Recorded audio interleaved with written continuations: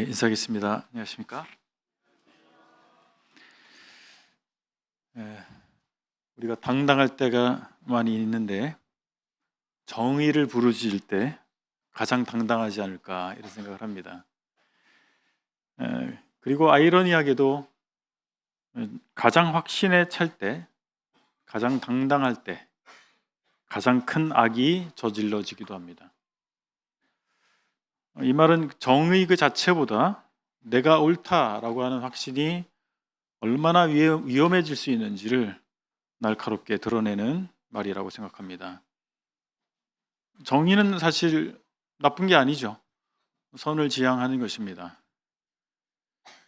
그런데 그 정의를 말하는 사람이 제한적이다라고 하는 것이죠. 그리고 자기 중심적일 수 있다라고 하는 것이 문제가 됩니다. 그래서 정의를 추구하는 것 자체가 문제는 아닙니다. 그렇지만 자기의 판단이 정의라고 절대화할 때 문제가 되죠. 이러한 오류는 세상 사람들에게만 적용되는 것이 아닙니다. 그리스도인에게도 결코 낯선 일이 아닙니다. 신앙인은 성경과 신앙적 가치에 근거해서 옳고 그름을 분별하려고 노력하는 사람이라고 할 수 있습니다. 그런데 그 과정에서 자기도 모르게 하나님의 정의와 자기의 해석을 동일시할 수 있는 위험에 빠진다라고 하는 것이죠. 내 생각이 성경적으로 옳다. 이것은 하나님이 기뻐하신 일이다.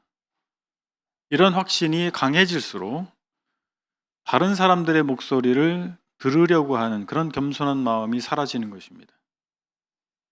특히 사회적, 도덕적인 쟁점 앞에서 또는 정치적인 쟁점 앞에서 그리스도인들은 정의를 수호한다라고 하는 명분 아래에서 정죄, 배제, 그리고 냉혹한 말과 태도를 정당화할 수 있습니다. 이미 한국의 교계에서 이런 일들이 발생하고 있지 않습니까?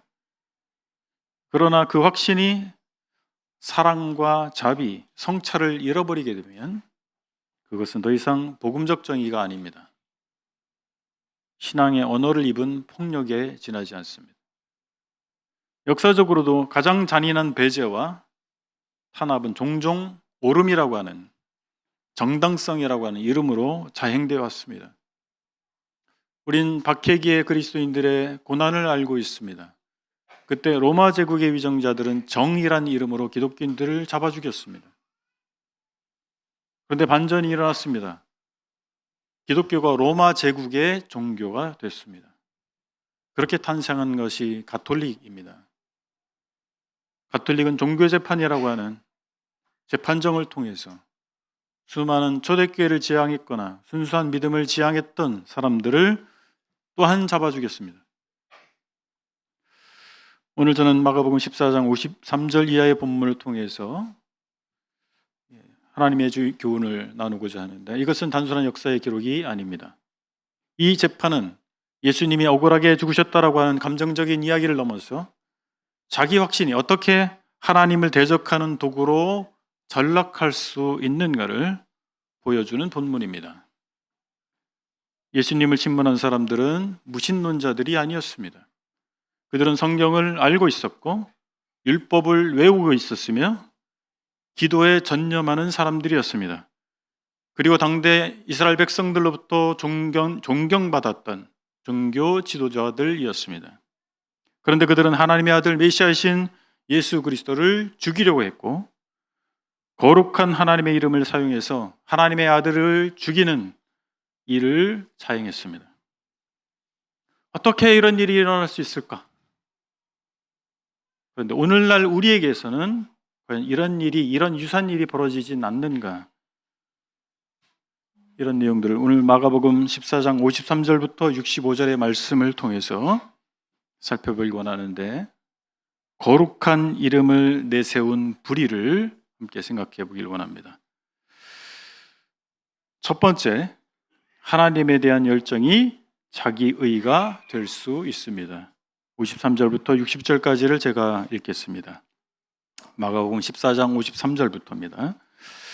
그들이 예수를 끌고 대제사장에게로 가니 대제사장들과 장로들과 서기관들이 다 모이더라. 베드로가 예수를 멀찍이 따라 대제사장의 집들 안까지 들어가서 아랫사람들과 함께 앉아 불을 쬐더라. 대제사장들과 온 공회가 예수를 죽이려고 그를 칠 증거를 찾되 얻지 못하니 이 예수를 쳐서 거짓 증언하는 이가 많으나 그 증언이 서로 일치하지 못함이라. 어떤 사람들이 일어나 예수를 쳐서 거짓 증언하여 이르되 우리가 그의 말을 들으니 손으로 지은 이 성전을 내가 헐고 손으로 짓지 아니한 다른 성전을 사흘 동안에 지으리라 하더라 하되 그 증언도 서로 일치하지 않더라. 60절 대제사장이 가운데 일어서서 예수에게 물어 이르되 너는 아무 대답도 없느냐? 이 사람들이 너를 치는 증거가 어떠하냐 하되 60절까지 읽었습니다. 우리는 흔히 이렇게 생각합니다. 저렇게까지 열심히 하는데 하나님의 뜻에서 벗어날 리가 없다. 그러나 이 본문은 이 생각을 정면으로 무너뜨리고 있습니다.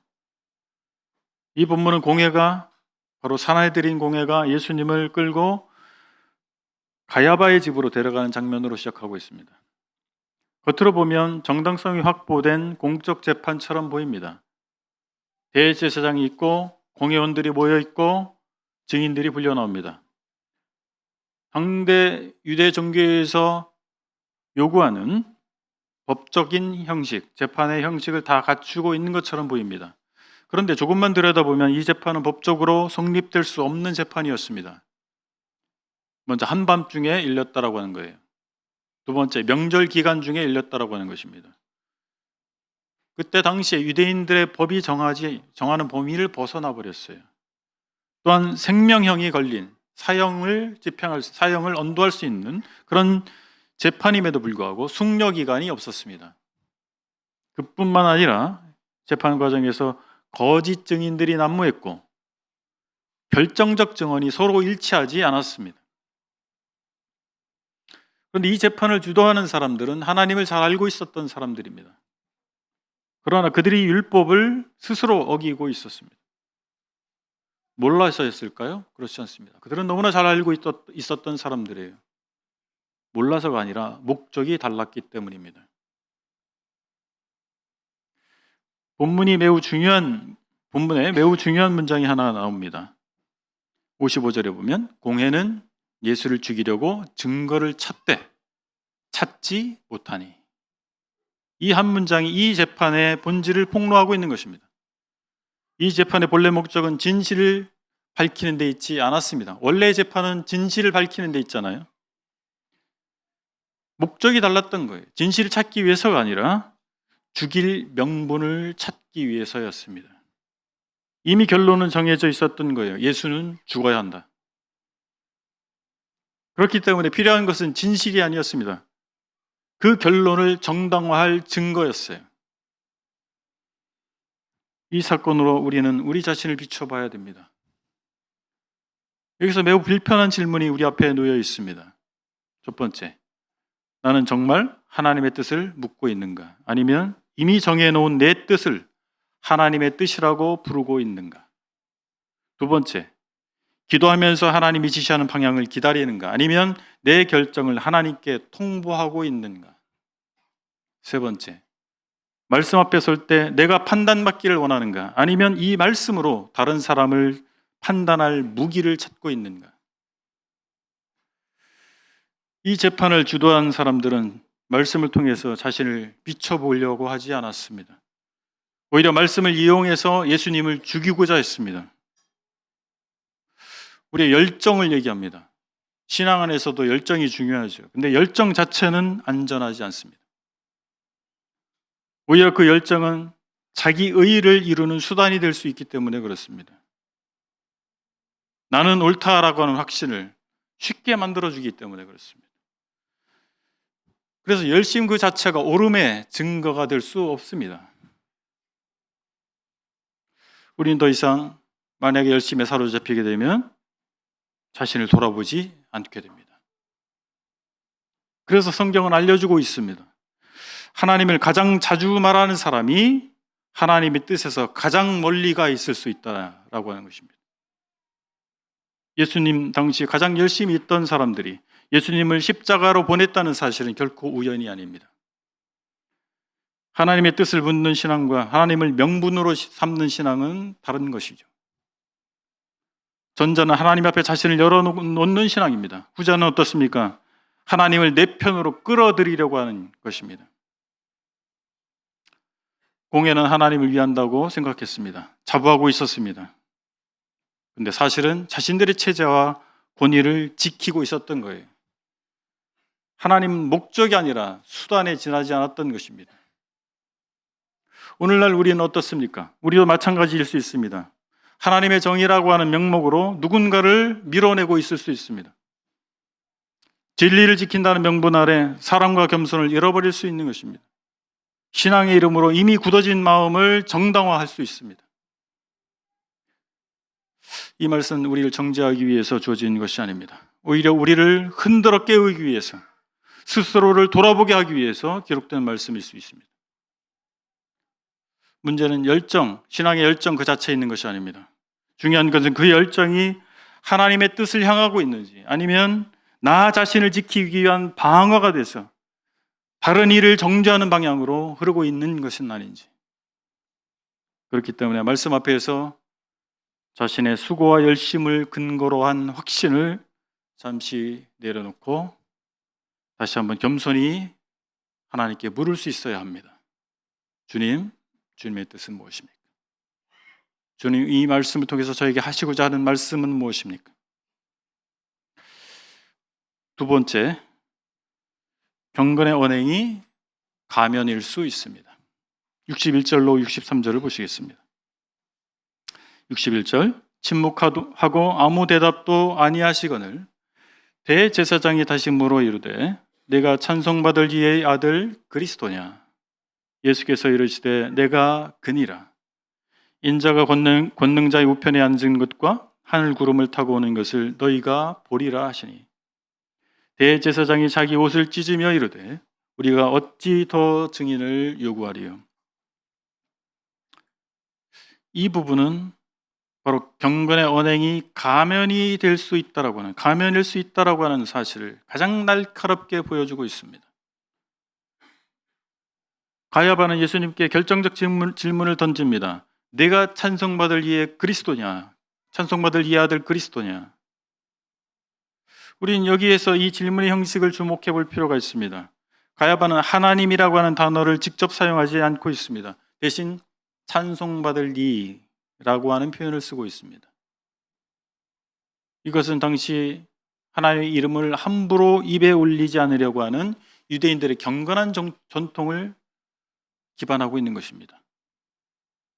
그래서 겉으로 보면 매우 신중한, 종교적으로 세련된 사람임을 보여주고 있어요. 하나님의 이름을 가볍게 부르지 않으려고 하는 것입니다. 율법을 존중하는 언어를 사용하고 있습니다. 공식적인 신앙의 틀 안에 있는 질문이에요. 이 질문에 예수님은 침묵을 깨고 말씀하십니다. 내가 그니라. 이 짧은 대답은 단순한 자기 주장의 의미를 넘어서는 것입니다. 출애굽기 3장에서 하나님께서 모세에게 하신 말씀이 있습니다. 나는 스스로 있는 자니라. 이 놀라운 선언입니다. 자존자라고 하는 선언입니다. 예수님께서는 한 걸음 더 나아가서 말씀하십니다. 인자가 권능자의 우편에 앉은 것과 하늘 구름을 타고 오는 것을 너희가 보리라.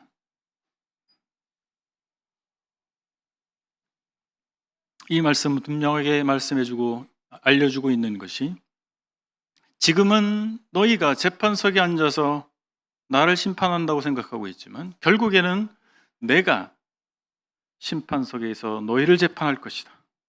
이 말씀이에요. 예수님은 자기의 무죄를 변론하지 않으셨습니다. 한마디도 자기를 변론하지 않으셨습니다. 오히려 그들의 신앙을 정면으로 드러내고 계신 것입니다. 너희는 하나님을 경외한다고 말하지만 정작 하나님 앞에 서는 것을 두려워하지 않고 있다. 이 선언 앞에서 대제사장이 자기 옷을 찢었습니다. 이것은 신성 모독에 대한 분노의 표현입니다. 그런데 정작 율법은 대제사장이 옷을 찢는 것을 금하고 있어요. 레위기 10장 6절에 보면 너희는 머리를 풀거나 옷을 찢지 말라. 원래 율법이 금하는 것입니다. 그런데 자기 나름대로 예수님께서 신성 모독의 발언을 했기 때문에 나는 옷을 찢는 것이다. 나름 경건을 행하고 경건의 모습을 행하고 있는 방식이었던 거예요. 그런데 사실은 경건을 가장한 거부의 몸짓이었습니다. 듣고 싶지 않다. 네 말을 더 이상 듣고 싶지 않다. 이 말은 받아들일 수 없다. 경건해 보이는 말과 어떤 형식이 곧 하나님을 향한 마음을 의미하진 않습니다. 경건의 언어를 사용할 수는 있지만 그 마음은 여전히 자기 욕심으로 가득 차 있을 수 있다라고 하는 것입니다. 하나님의 이름을 부르면서도 정작 하나님의 뜻에는 관심이 없을 수 있습니다. 그래서 그 경건해 보이는 언어는 하나님을 향한 고백이 아니라 자신을 정당화하는 도구로 변질되는 것이요. 당시 종교 지도자들은 하나님의 아들 앞에 서 있었음에도 불구하고 하나님의 뜻을 구하지 않았기 때문에 그분을 알아보지 못했습니다. 경건의 모양은 있었지만 진정한 회개는 없었습니다. 종교는 있었지만 순종은 일어나지 않았습니다. 우리 또한 얼마나 자주 신앙적인 말로 자신의 선택을 포장하고 있습니까? 겉으로는 하나님 위하는 것처럼 보이지만 실제는 나의 안정을 위하고 나의 체면을, 나의 오름을 지키려고 하고 있지 않습니까? 참된 신앙은 경건해 보이는 말과 행동이 있지 않습니다. 그것은 내 뜻을 주님 뜻 아래 내려놓을 준비가 되어 있는가?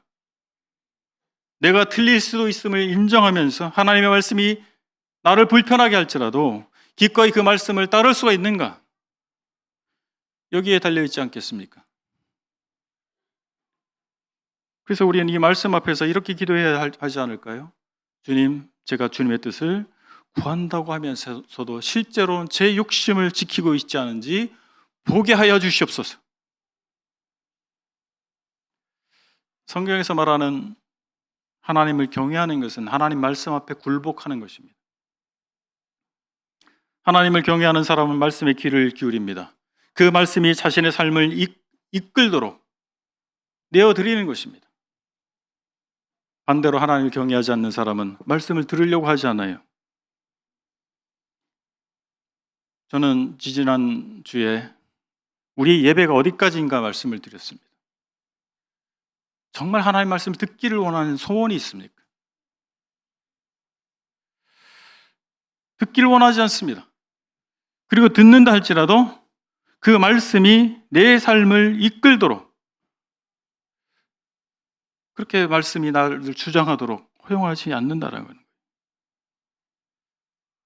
하나님을 경외하는 것은 그분의 말씀에 의해서 그 사람의 삶이 결정되는 것입니다. 가야바와 사내들인 공예는 하나님의 이름을 말로는 높였지만 하나님의 통치는 거부했습니다. 그들은 경건의 언어를 사용했지만 자신의 자아를 내려놓지는 않았습니다. 이 장면은 우리에게 질문하고 있습니다. 우리는 하나님의 말씀을 입술에만 두고 있는 사람인가? 아니면 그 말씀이 삶으로 드러나게 하는 사람인가? 말이 아니라 내면으로, 선언이 아니라 순종으로 하나님을 높이는 신앙이 참된 신앙 아니겠습니까? 그때 비로소 우리의 경건은 형식에 머물지 않고 삶으로 증명되기 시작할 것입니다. 오늘 마지막 세 번째 교훈은 두려움에 사로잡히면 주님을 밀어냅니다. 64절과 65절 읽겠습니다. 그 신성 모독하는 말을 너희가 들었도다. 너희는 어떻게 생각하느냐 하니 그들이 다 예수를 사형에 해당한 자로 정죄하고 어떤 사람은 그에게 침을 뱉으며 그의 얼굴을 가리고 주먹으로 치며 이르되 선지자 노릇을 하라 하고 하인들은 손바닥으로 치더라.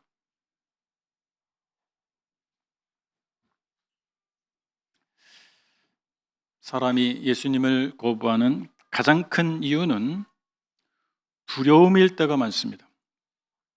당시 유대 지도자들과 사람들은 각자 자기 위치에서 잃고 싶지 않은 것들이 있었습니다. 대제사장은 종교 권력을 잃고 싶지 않았습니다. 사내들이는 민중에 대한 통제력을 잃고 싶지 않았습니다. 다른 지도자들은 사회적 영향력과 안전을 잃고 싶지 않았습니다. 요한복음은 그들의 마음을 숨김없이 드러내 줍니다. 요한복음 11장 47절로 48절에서 이렇게 알려주고 있습니다. 이 사람이 이렇게 많은 표적을 행하니 우리가 그를 그대로 두면 모든 사람이 그를 믿을 것이요. 바로 사내들인 공회에서 그들이 한 말이에요. 이 말 속에는 이런 뜻이 들어 있습니다. 그러면 우리는 더 이상 주도권을 줄 수 없다. 그러면 우리는 백성을 통제할 수 없다. 그들은 하나님을 말했지만 실제로는 하나님보다 그 상황을 더 두려워했습니다. 그들에게 예수님은 단순히 신학적으로 불편한 존재가 아니라 자기들이 잃고 싶지 않고 지키고자 하는 것들을 잃어버리게 할 존재로 보였어요.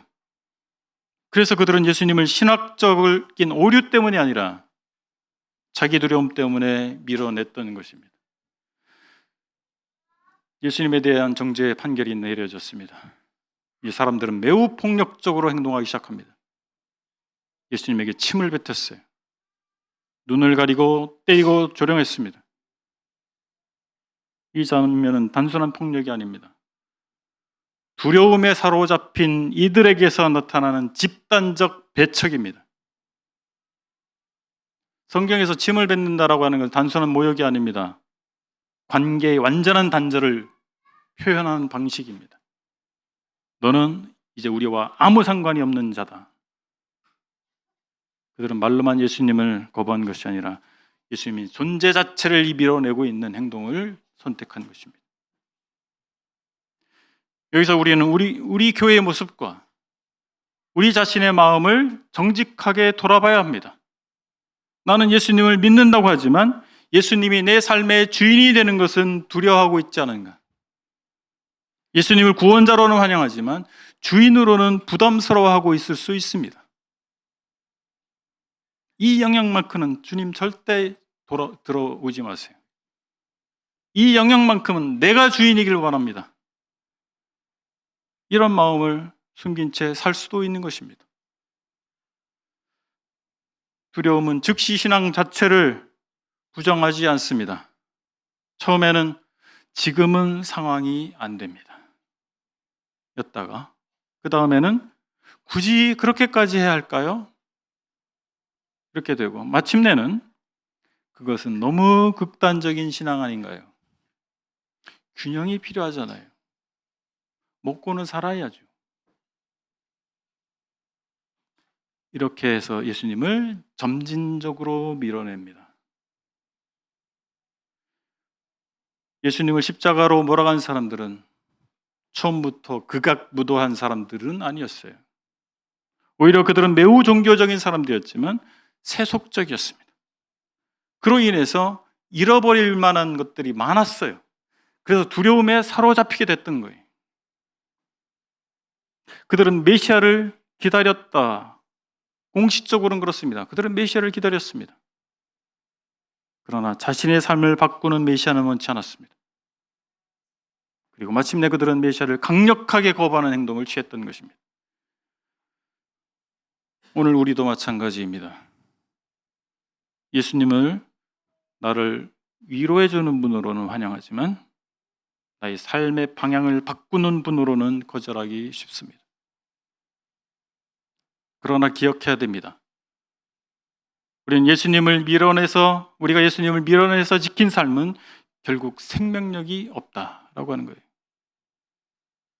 그런 삶에서는 구원받는 역사가 일어나지 않습니다. 영적 생명의 열매가 맺히지 않습니다. 그리스도인이라고 하는 이름은 가졌지만 이름뿐인 그리스도인, 그의 삶 가운데서는 그리스도인답지 않은, 그의 삶의 형식은 전혀 그리스도인답지 않은, 하나님의 자녀로서 마땅히 맺혀야 될 구령의 열매와 생명의 열매가 전혀 맺히지 않는 그런 삶을 살게 되는 것이죠. 주일마다 교회에 출석하지만 다른 사람들에게 그리스도인이라고 말을 할 수 있을지 모르지만 전혀 그리스도인답지 않은 저와 여러분들이 될 수 있다는 사실입니다. 저는 이 시간 여러분들에게 도전합니다. 여러분, 두려움 때문에 예수님을 밀어내고 있지 않습니까? 지금도 당신 삶의 어떤 영역에서 여기까지는 주님이 개입하지 마십시오 라고 말하고 있지 않습니까? 자기에게 침을 뱉고 조롱하던 사람들을 향해서 참으신 예수님을 생각하시기 바랍니다. 주님은 세속적 이익을 잃을 두려움에 사로잡힌 자들을 구원하고자 그 자리에 서 계셨어요.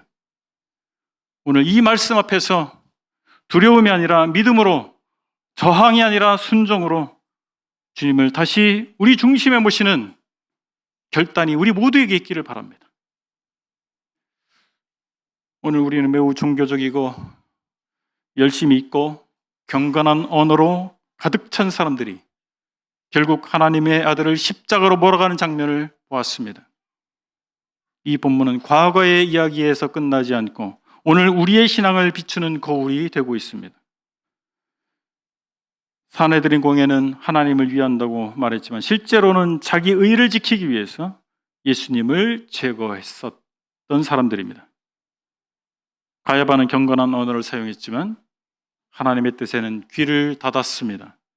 사람들은 두려움 때문에 자기의 삶의 주도권을 잃지 않으려고 메시아를 밀어냈습니다. 그들의 공통점은 분명합니다. 하나님을 말했지만 하나님께는 순복하지 않았습니다. 이 말씀 앞에 우리 스스로 자문해 보십시다. 나는 정말 하나님의 뜻을 구하고 있는가? 아니면 이미 정한 내 뜻을 하나님께 승인받으려고 하고 있지 않은가? 경건한 말에는 익숙하지만 삶을 흔드는 말씀 앞에서는 물러서고 있지는 않는가? 예수님을 믿는다고 하면서도 그분이 내 삶의 주인 되시는 것을 두려워하고 있지는 않는가? 우리 이 질문 앞에서 아무도 변명할 수 없을 것입니다. 그러나 감사한 것은 예수님께서 자기 의와 두려움에 사로잡힌 그 사람들을 외면하지 않으셨다라고 하는 사실입니다. 억울한 정죄와 조롱과 폭력을 묵묵히 감당하시면서 그들까지도 구원하시려고 자기를 변명하지 않으셨습니다. 그래서 우리는 이 말씀 앞에서 이렇게 고백할 수 있기를 바랍니다. 주님, 열심보다 순종을 선택하기를 원합니다. 그런 사람이 되게 하여 주시옵소서. 경건한 말보다 굴복하는, 하나님께 순종하는 마음을 주시옵소서. 두려움이 아니라 믿음으로 주님을 내 삶의 중심에 모시게 하여 주시옵소서. 오늘 이 자리가 자기 의의를 내려놓고 하나님의 뜻 앞에 다시 서는 자리가 되기를 바랍니다. 형식이 아니라 십자가에서 무릎 꿇는 믿음의 자리가 되기를 소망합니다. 기억하면서 찬송 하나님의 은혜로 가사에 집중하면서 함께 부르기를 바랍니다.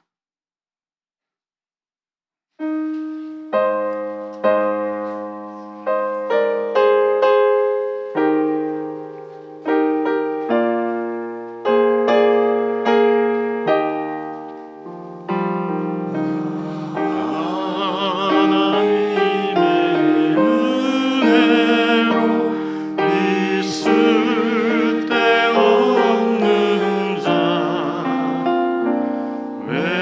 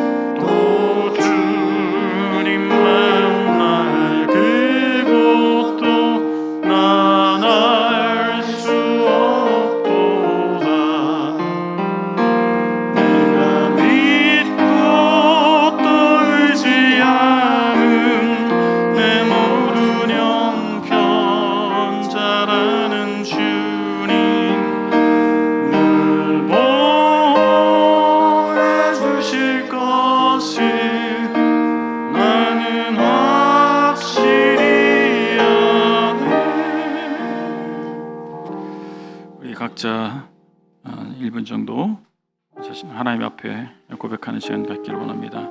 자신을 돌아보고 하나님께서 오늘 나에게 주신 말씀이 오늘 나에게 하신 말씀으로 기억하면서 신앙 고백하고 돌이킬 것이 있다면 돌이키는 시간 되길 바랍니다.